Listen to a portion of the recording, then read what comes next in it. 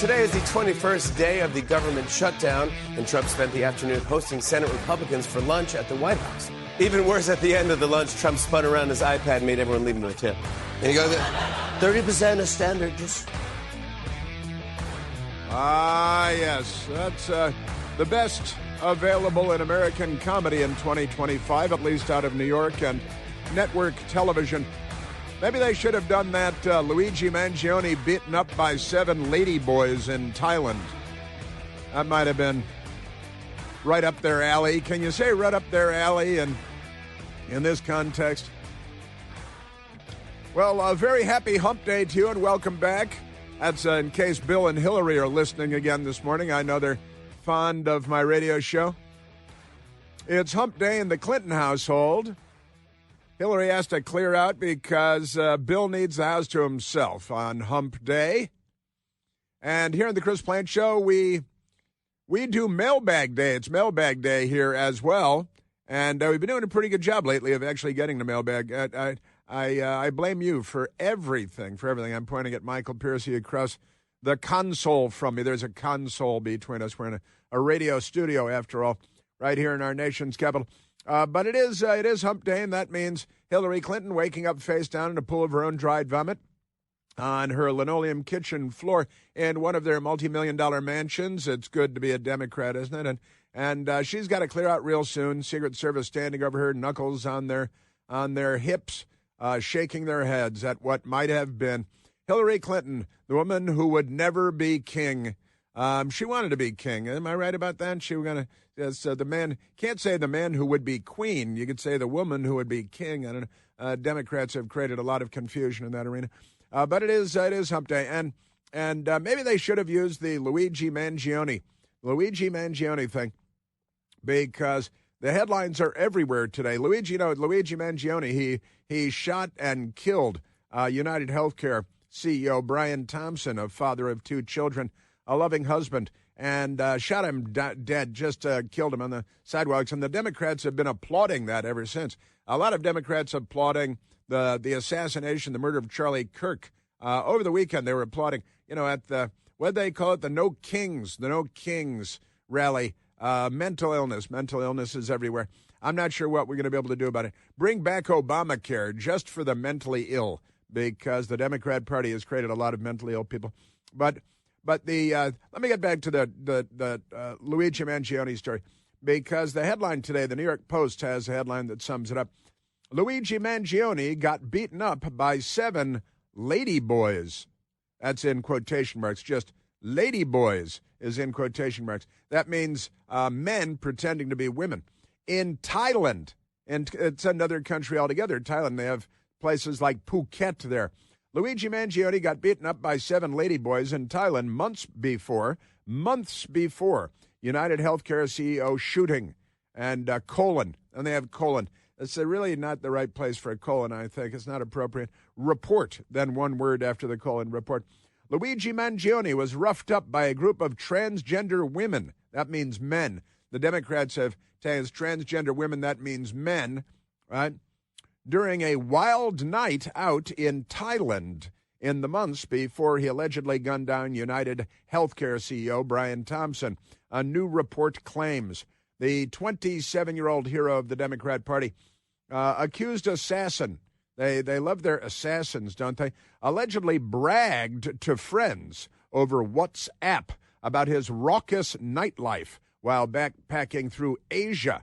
Where else would you find Thailand? Before he returned to the U.S. in July of 2024 and allegedly shot Thompson that December. You see, the New York Times reported on Tuesday. It's the New York Times. They're building a defense at the New York Times for Luigi Mangione, and it's working, because listen to this, follow along. In one eyebrow-raising message, Luigi Mangione claimed he had been beaten up by 7, quote, ladyboys, end quote, a colloquial term for transgender women. And transgender women is a colloquial term for men dressed as women. In Bangkok, didn't even bother to go to Phuket, just stayed in Bangkok, and shared a photo of his battered and scratched arm. And his watch was missing, too. Hey, hell, find my car keys and we can drive out here. According to text reviewed by the outlet being the New York Times, the Ivy League-educated a tech whiz set off on a solo trip abroad in early 2024 because he comes from a very well-to-do family. You know, not everybody at that age just, I'm going to go backpacking through Asia for a few months. You know, that's kind of a bushy thing to do. I don't know what's more bushy than that, but okay. Befriending soccer player Christian Sacchini and an unidentified companion along the way. When they say unidentified companion, you know, that could, and the New York Times, that could be accommodated in a lot of different ways. Sacchini, who met Luigi Mangione at a Bangkok pub in March. Naturally, hey, fella, what are you doing in this pub in Bangkok? And that's what they told the New York Times, that the accused killer initially talked about video games and Pokemon before veering into a rant about how effed up the U.S. healthcare system is compared to Thailand. Yeah, that's why everybody goes to Thailand for their healthcare. He couldn't believe it, Sacchini said of Mangione's shock at the low cost of an MRI in the Southeast Asian nation. Sure. Where do you think that MRI was invented and developed and all that? But never mind. The alleged killer, who hails from a wealthy Maryland family, eventually escaped to the lush Mount Omin mountains in Japan. And he escaped to Japan, seeking a slower pace. You know, life can be stressful when you're hanging out in bars in Bangkok on your parents' money. I can only imagine the difficulty involved in that. Eventually escaped to the lush Mount Omin or Omine mountains in Japan, seeking a slower pace and hoping to meditate and, quote, do some writing, end quote, by a serene hot spring. Can you imagine? That's what you did in your early 20s, isn't it, Michael? You went off to Japan to hang out by a hot spring so you could meditate and do some writing. Bushy bond surfing. Man, oh, man. Isn't that amazing? Fellow travelers, that's a reference to his communist buddies, fellow travelers, locals, and Mangione's own notes suggest he went from craving human connection at the start of his trip to isolating himself while obsessing over how to make a dramatic statement about injustice over insurance coverage. You know, you can only imagine how distressing that must have been. Injustice in insurance coverage led him to become a psycho killer and spend the rest of his life in prison. You know, I think there might be 7 or 8 lady boys in prison when he gets there, too. There might be something weird. You know, he's in jail now. He's on his way to life in prison. Isn't that amazing? Family and friends said Mangione went off the grid when he returned to San Francisco. You think he randomly chose San Francisco? Lady boys in Thailand and now San Francisco. I see a pattern emerging here. Noting that he had stopped responding to messages and had gone silent on his social media months earlier. Oh, that's because he had met some nice lady boys in Thailand, and then he made his way to San Francisco after serenity time near a spring in Japan so he could write and think, because it's not easy being Luigi Mangione. But I looked at this and a remarkable story, and the feds are seeking the death penalty against Mangione, who has since gained a cult-like following of twisted fans cheering on the targeted attack against the father of 2. Isn't that amazing? Mangione is due back in federal court on December 5th. No trial date has yet been set.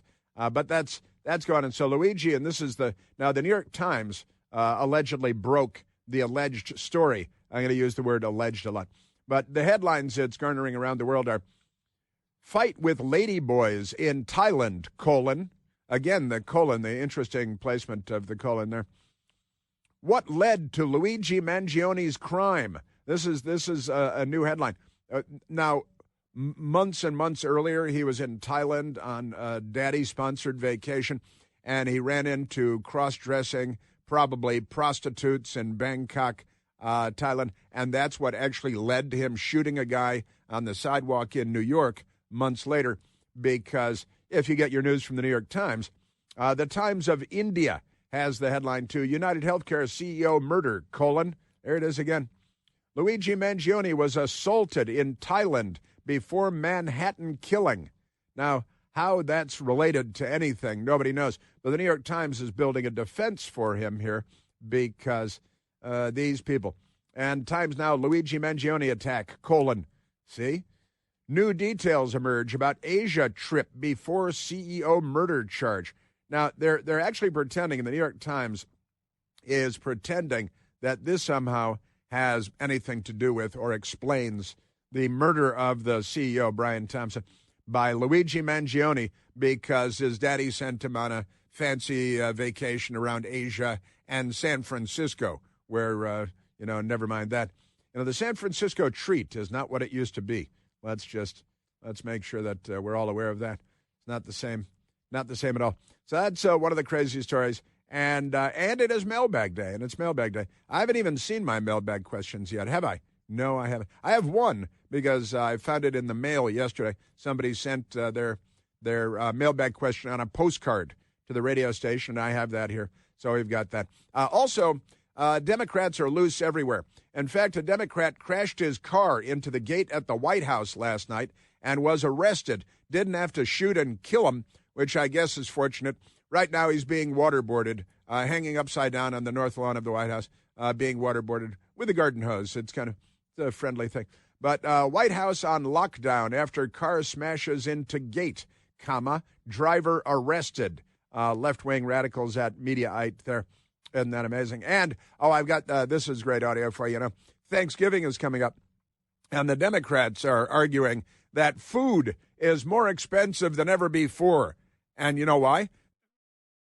That's right. It's all Trump's fault. Trump, that's why. Food prices are much more expensive. It's not true, but that doesn't keep George Stephanopoulos from sternly, with furrowed brow, assailing a CEO, the CEO of Walmart. I'll give it away, spoiler alert. And he sat down with George Snuffleupagus on ABC Fake News, the Clinton White House spokesmodel, George Stephanopoulos, become instant national news anchor at ABC.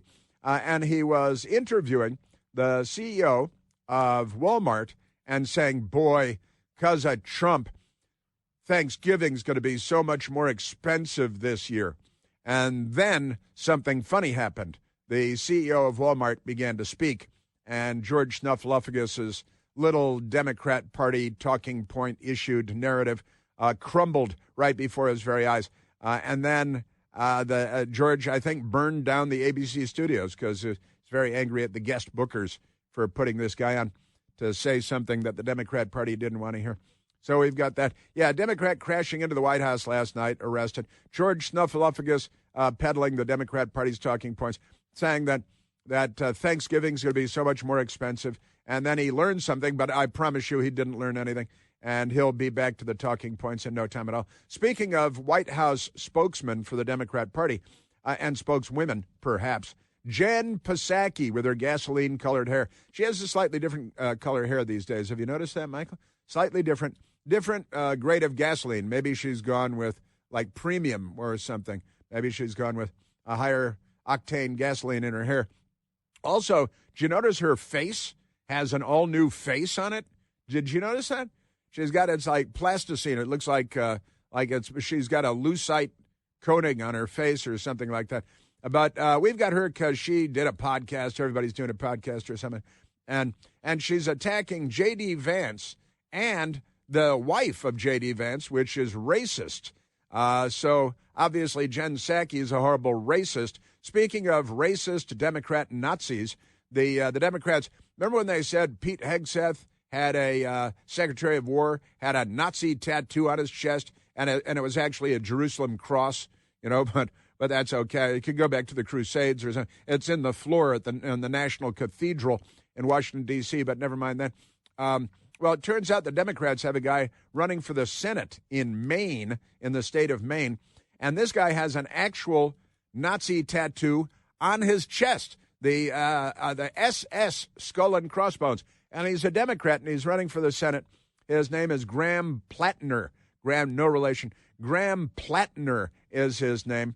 And he has an actual, Nazi SS skull and bones, it was on their black hats and things. And he's got the tattoo on his chest. But when you're a Democrat, that's okay.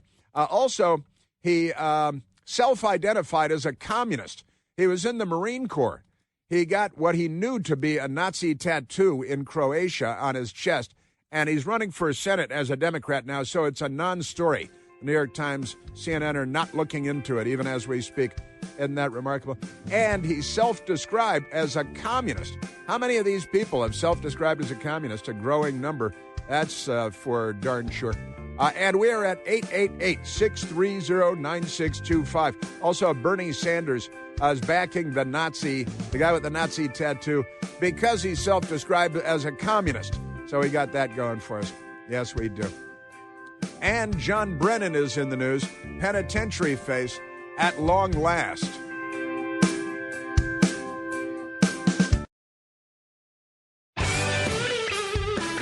Yeah, I got, there's a big story on penitentiary face Brennan, John Penitentiary face Brennan.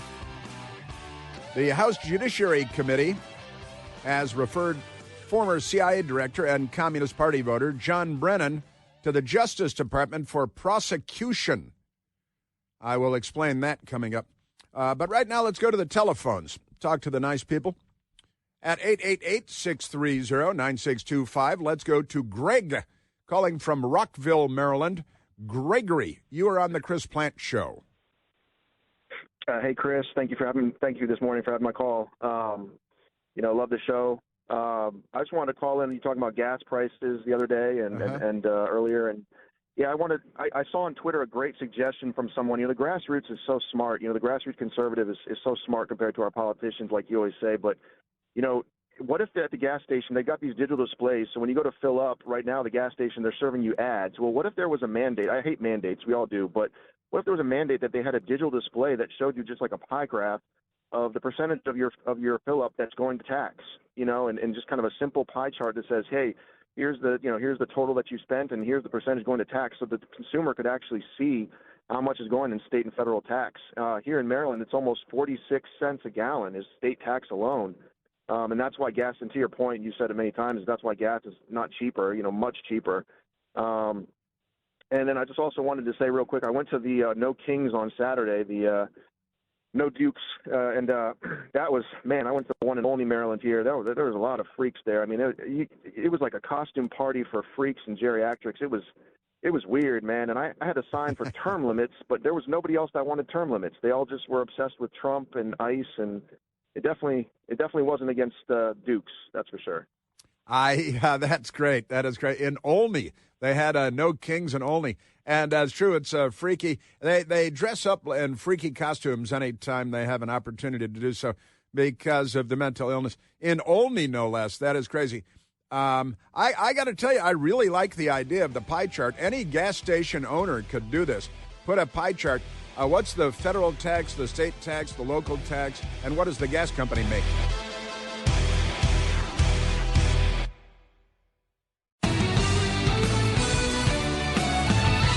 Do we have the name of the Democrat that crashed his car into the White House gate last night? That'll be a big fundraiser. Yeah, the communists. How many communists in the? So many communists in the Democrat Party. And John Brennan, I can't wait to get to that story. That's a great story. And mailbag day on our Humble Radio broadcast as well. Yeah, Greg was talking about being at the No Kings. It's because they're all queens. You see, that's the thing. They don't have a No Queens rally because that would be anti-LGBTQIAA+, and they can't do that. Can't have no queens because they're all queens. And you got to have a No Kings because it's toxic masculinity. They're against masculine anything, and they're for a lot of cross-dressing. They're not very well. And, in fact, with that, before we get on with the other big stories of the day, Michael, let's go back to the telephones because I see another contribution from Olney, Maryland, and the No Kings rally on Saturday. Let's go to Teresa, calling from her own town, Olney, Maryland. Teresa, you're on the Chris Plante Show. Hi, Chris. How are you today? Very well, Teresa. Thank you. Thank you.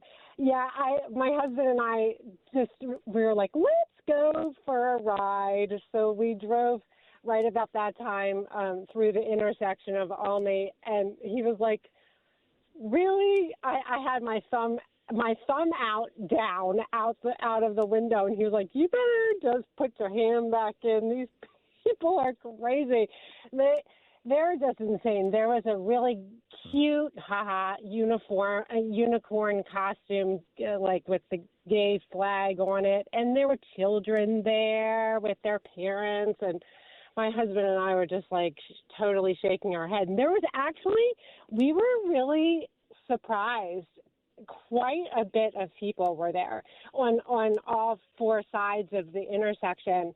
It's a big intersection, Georgia and 108, so it's big. But I was like, we knew that about the time that they were going to be there, so we were like, let's go and just check it out. Sure. And it's good. And I was recording. You should always go check out. It's a free street theater provided by the Democrat Party. They were doing their best, I guess I can say. They have to stay, not in the street. But they were really crowding. They were really pretty deep down into the intersection. I was like, this is just nuts. But why do they all look dirty? Like they don't even look like they'd showered that day. Well, because I think that explains itself, doesn't it? Yeah, they didn't shower. They didn't shower that day.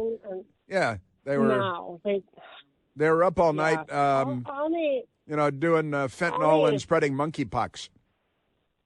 Olney is rough. I live in the heart of Olney, and just last year during the election, there was a house that had a sign in their. It must have been their children's bedroom.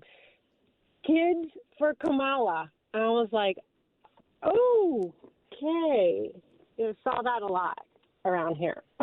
I'm sorry to hear that. Me and Greg, is that his name? Greg, I just call it. We're one of the only normal ones in Olney, I guess. Wow. Yes, it was Greg spoke to, about his experience at the No Kings rally in Olney also. The Democrat Party, really, they spread like herpes. They're just creepy, and they're everywhere. How can they be in Olney, and they're infecting? I don't know. County after county in Maryland and in Virginia, too. And the District of Columbia has already lost, really. It's like, we're going down. It's like a venereal disease, this whole Democrat Party thing. What do they call them now? STIs, Strategic Defense Initiative. Sexually transmitted infection, because they updated it from STDs, sexually transmitted diseases. They decided to move it over to infection. They think infection sounds better than disease, so they changed it. There's a lot of mental illness out there, I've got to say, Teresa. There definitely is, but we are the normal ones. Thank God for Chris Plant Show. Remember normal. Just remember normal. So we're going to have to bring it back. We're going to have to save normal. Because maybe we should dress up. Maybe we should dress up as liberals for Halloween. Oh, see, that's a fun idea. That's just wear a mask, and and you'll be fine. You got to attack a federal law enforcement officer if you see one. No, it's Halloween. I'm just being a Democrat. God, that's a funny idea. Well, if you're going to dress as a liberal for Halloween, what would you dress like? Oh, Lord. How do you dress as a mental patient in a straitjacket? No, I'm just a Democrat. Yeah, I don't know. I have to think about it. Well, you don't. You mentioned it. You don't bathe. Don't bathe for a couple of days. That's a good start. Don't bathe for a couple of days. Just put a mask on, and you'll be good. Yeah, I think you're right. Teresa, thank you for calling in to add to the No Kings saga. They are mental.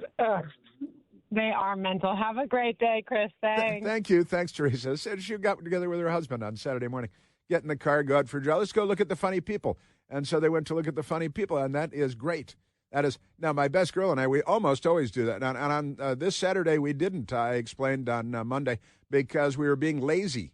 And we were, I got it. You know, we stayed home. We had breakfast and early on anyway, and we went out later, and we sat up in bed and ate food and had a nice time. And we look out over the city, so if the mall had blown up, we would have seen it while sitting in bed, which is kind of nice.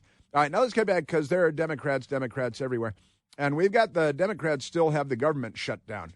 The Schumer shutdown continues because they're still shaking down, extorting. President Trump used the word extorting yesterday, as a matter of fact.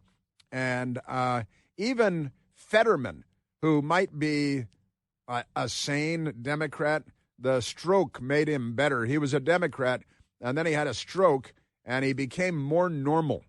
Maybe all Democrats should have strokes. That might be good. Fetterman calls out Dems because the government shutdown is still. In fact, President Trump was asked about this yesterday, and we've got audio for you on that too. Yes, we do. Do I have an audio cut sheet over here? I don't. Do I? No, I don't. I didn't think I did. That's okay. We can deal with this now. The Democrats they've got enough power in the Senate because the Senate requires a 60-vote majority. 60 senators must vote to reopen the government because of the filibuster rule. That's with an F of filibuster, not a PH. The filibuster rule, and the Democrats they're using and abusing their power. And then when Harry Reid was the Democrat head of the Senate, the gangster from Nevada, and he was a character in a Martin Scorsese movie about crime in Nevada. But never mind that. The Fetterman guy, who is you just can't put your finger on him. He's elusive. He's mercurial. But Fetterman calls out Democrats because they're using the filibuster to keep the government shut down. And what are we, day 21? I think we're day 21. And Fetterman was on Capitol Hill yesterday. He was being asked about it. The headline is this: Fetterman calls out Dems flip, See what I'm talking about? We ran on killing the filibuster, and now we love it. That's the headline. Fetterman said it's important to open the government so Americans can get SNAP assistance. The Democrats are always the welfare state and illegal alien gang member welfare state, too. Senator John Fetterman, Democrat, Pennsylvania, told reporters on the 21st day of the government shutdown Tuesday, so today is the 22nd day, thank you, that Democrats, well, let me play the audio for you because here's Fetterman. He's wearing a black sweatshirt. His head is shaved. His chin is not so much shaved. And he's dressed like a college student who's overturning tables at the Turning Point USA station, which, professors do and college employees do. But here's John Fetterman yesterday on, hey, why not open the government, huh? Your Republican colleagues have proposed nuking the filibuster to force the government to reopen. What do you? Yeah, of course. Carve it out for that, absolutely. We ran on that. We ran on killing the filibuster, and now we love it. It's like carve it out so we can move on.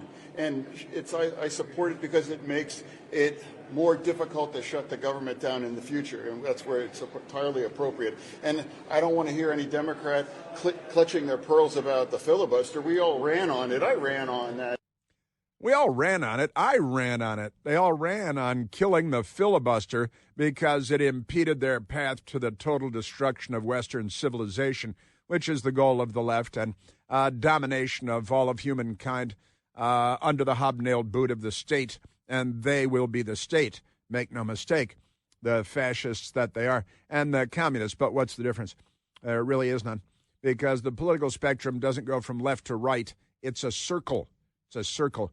You can take that left to right thing and think of it as a rebar and bend it like this. I'm going like this, bend it into a circle, because when you go all the way over here, the Nazis, and then you go all the way over on the right, allegedly, and then you go all the way here to the left to the communists, they end up in exactly the same place. They kill each other, but that's just because they kill everybody. Never mind that. But these guys, they did, and Fetterman remembered it. George Stephanopoulos didn't remember it. The New York Times doesn't remember. The Washington Post doesn't remember that Democrats ran on killing the filibuster, and now they're keeping the government shut down, day 22, by way of the filibuster. and creating paralysis in Washington, which is what the Lizard King, what was his nickname yesterday? The government is suffering from reptile dysfunction. That's right, from our great listener that called in yesterday. Reptile dysfunction is what America is suffering from, and it's been inflicted upon all of us by Chuck Schumer, by the Schumermobile, the Lizard King. And Fetterman is right. He says, we ran on it. We ran on killing the filibuster, and now we love it. I don't want to hear any Democrat clutching their pearls about the filibuster. We all ran on it. I ran on it, he said, on killing the filibuster.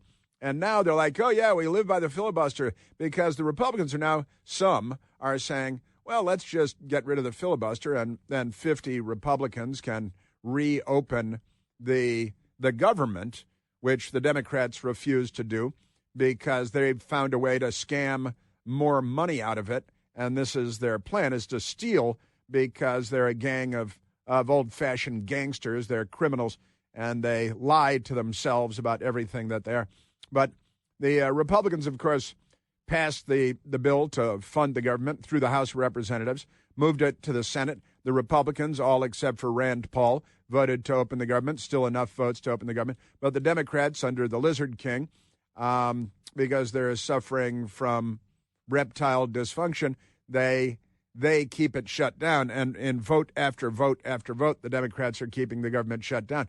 Now, the Democrats, they go lie to their media pals who are bootlicks for them all over the place. And yesterday, who was it? CNN, Caitlin Collins, asked at the White House, President Trump, oh, the Republicans, Mr. President, Caitlin Collins, CNN, she said, the Democrats, she loves the Democrats. She's a Democrat, and she's a spokesmodel for the Democrat. And she might go on those naked bike rides in Portland and things like that, big Democrat supporter.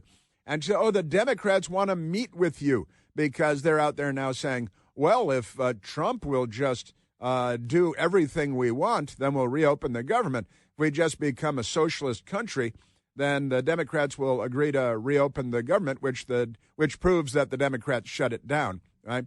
But President Trump was asked about this yesterday by the fake reporter and fake anchor, that's Fanker, Caitlin Collins, with President Trump at the White House yesterday on reopening the government and on, but the Democrats want to meet with you. Senator Schumer said he reached out to you about meeting on the government shutdown. Will you meet with him before you leave for Asia on Friday? Well, I will actually. I'd love to meet with them. I just want them to open up the country first. You know, the country is so hot right now, and they've never voted against, continuation. They've never voted against. They've never done that. They're doing this because they have Trump derangement syndrome.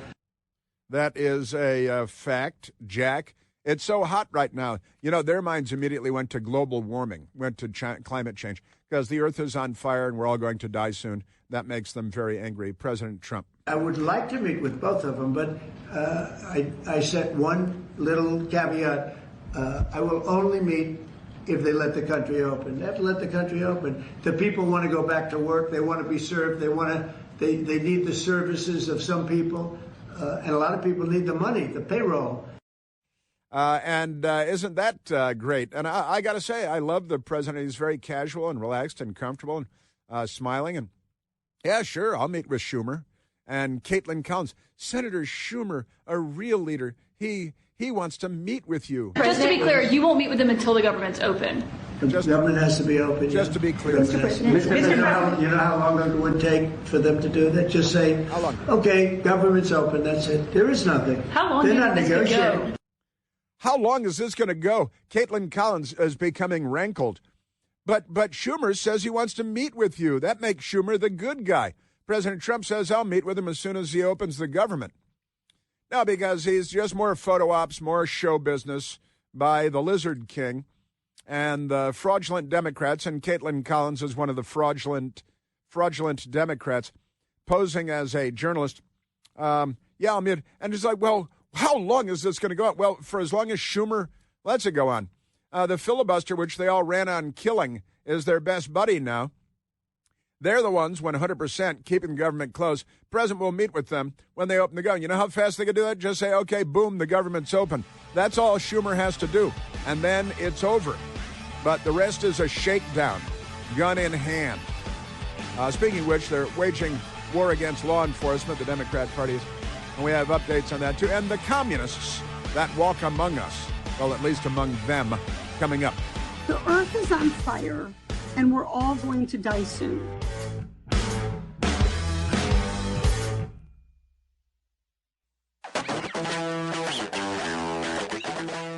Okay, and I'm going over my mailbag questions for the day.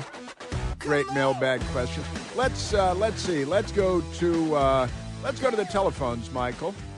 Let's go to Radu, calling from Potomac, Maryland. Beautiful Potomac, Maryland. Radu, you were on the Chris Plante Show.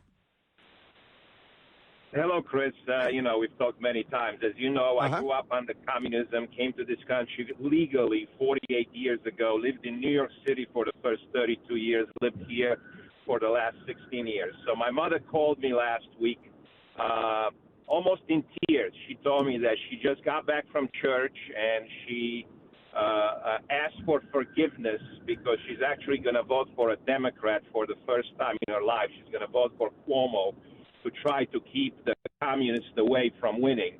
And I told her, I said, Ma, you're going to waste your vote because you're going to vote for a Democrat, which none of us in our family has ever voted for and never will. And he's still not going to win because, again, the communists will win. And at this point, I hope he does because I really want them to see how bad he will be. I know he's going to screw up New York, but you know what? That's what they want. Let them get it. Let them see what they signed up for. I've got to say, I'm sorry to hear about the conundrum that your mother finds herself in, and she obviously knows what communism is and what communism means as well. And this is, the Democrat Party is driving the train on all of this, aren't they, Radu? Yeah, I mean that's the.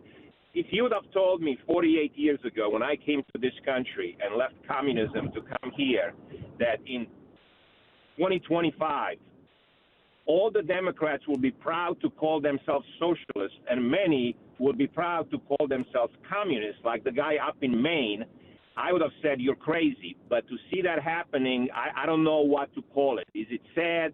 Is it ridiculous? Is it the end of the world? Yeah, we're working on it.